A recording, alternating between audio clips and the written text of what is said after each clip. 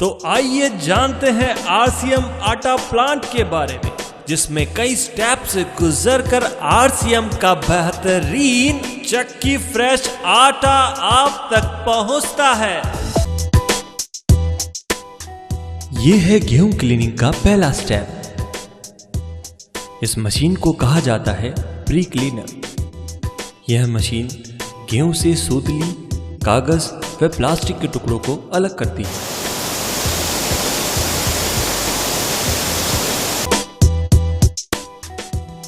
गेहूं क्लीनिंग का दूसरा स्टेप। इस मशीन को कहा जाता है डीस्टोनर फर्स्ट। ये मशीन गेहूं से डंठल व कंकर को साफ करती है।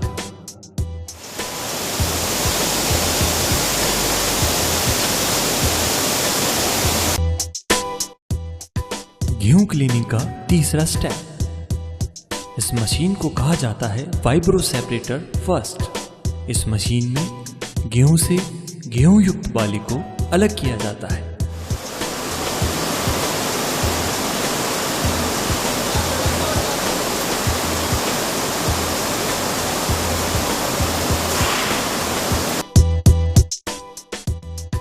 यह है गेहूं क्लीनिंग का चौथा स्टेप। इस मशीन को कहा जाता है डीस्टोनर सेकंड। यह मशीन पूर्व 3 मशीनों की प्रक्रिया के दौरान रह गए कंकर को गेहूं से अलग करती है।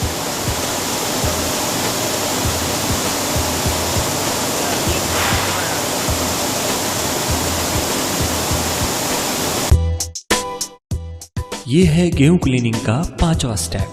इस मशीन को कहा जाता है वाइब्रो सेपरेटर सेकंड। यह मशीन गेहूं से गेहूं के पौधे के डंठल और बारीक गेहूं को अलग करती है।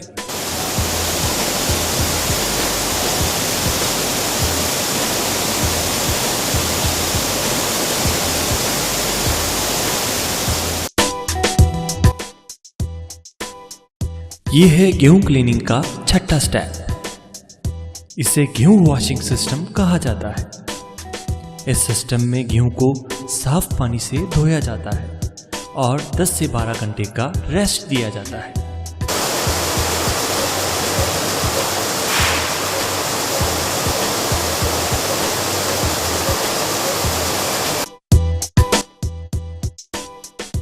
यह है गेहूं क्लीनिंग का 7वां स्टेप। इस मशीन को कहा जाता है एमरी रोलर मशीन। इस मशीन में गेहूं के धोने के बाद भी यदि कोई अपशिष्ट पदार्थ गेहूं की सतह पर चिपका रह गया हो तो उसे एमरी रोलर की रगड़ से साफ किया जाता है।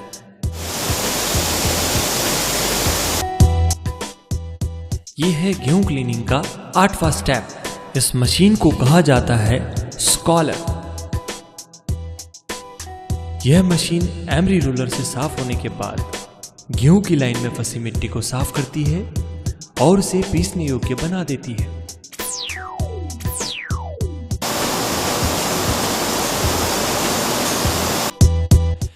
यह है गेहूं क्लीनिंग का 9वां स्टेप। इस मशीन को कहा जाता है जेट फिल्टर। इस मशीन में पुनः एक बार हवा के प्रेशर के साथ गेहूं पर चिपके हुए अति सूक्ष्म धूल के कणों को साफ किया जाता है और उसे पारदर्शी कांच युक्त सेलों में जांचा जाता है।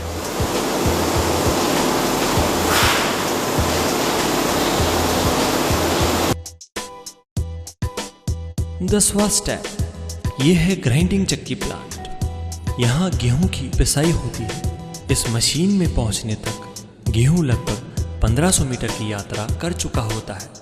इस पूरी प्रक्रिया के दौरान गेहूं में लोह अपशिष्ट आने की संभावना हो सकती है।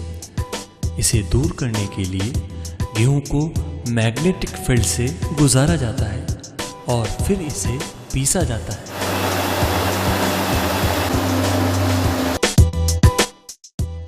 11वां स्टेप। इस मशीन को कहा जाता है प्लांट शिफ्टर।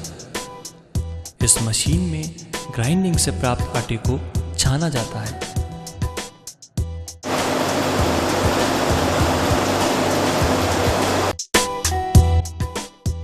12वां स्टेप ब्रान पिसाई। आटे चलने के पश्चात करीबन 10% ब्रान को पुनः ग्राइंडिंग कर इसे आटे में मिश्रित किया जाता है ताकि आटे में फाइबर युक्त प्रोटीन एवं न्यूट्रिशन अधिक से अधिक मात्रा में रहे।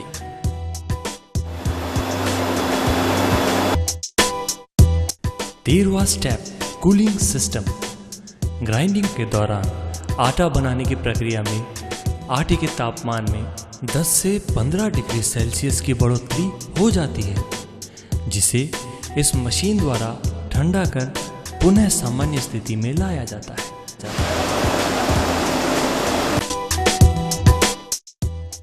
14वां स्टेप, कूलिंग सिस्टम के बाद आटे को स्टोरेज सेलों में 12 से 15 घंटे तक रखा जाता है। इसके बाद इसे इंटुलेटर मशीन में 3500 से 4000 चक्र प्रति मिनट के हिसाब से फेंटा जाता है, ताकि आटा पूर्णतया बैक्टीरिया व जीवाणु मुक्त हो जाए।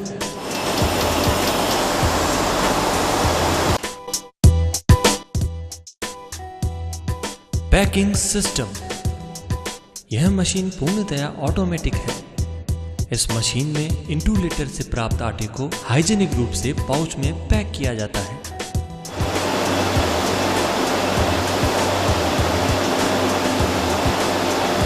Hi tech lab. उत्पादन से पहले गेहूं को प्रयोगशाला में परखा जाता है और खरा उतरने के बाद ही उसे उत्पादन में काम लिया जाता है। उत्पादित आटे को प्रयोगशाला में मानक स्तर पर सही पाए जाने के बाद ही डिस्पैच किया जाता है। तो खाएं RCM चक्की फ्रेश आटा और रहें बिल्कुल स्वस्थ।